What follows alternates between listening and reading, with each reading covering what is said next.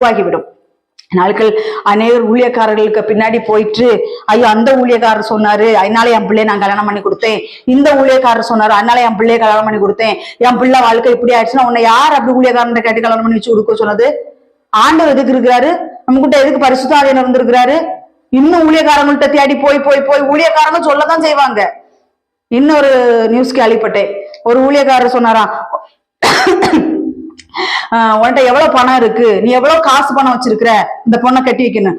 உன் மனசை பார்க்க ஒருத்தனுடைய இருதயத்தை பாருங்க, ஒருத்தருடைய இருதயத்தை பாருங்க.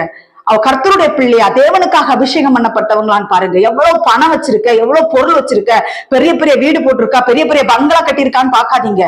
கடைசி வரைக்கும் கணவன் மனைவி உண்மையா இருப்பாங்களா, மனைவிக்கு எனக்கு உண்மையா இருப்பாளா, கணவன் எனக்கு உண்மையா இருப்பானா என்கிறத பார்த்து கல்யாணம் பண்ணி வைங்க. காரு, பங்களா, நகை இதெல்லாம் பார்த்து போனீங்கன்னா கொஞ்ச நாள் தான் வாழ்வீங்க, அப்புறம் விரட்டி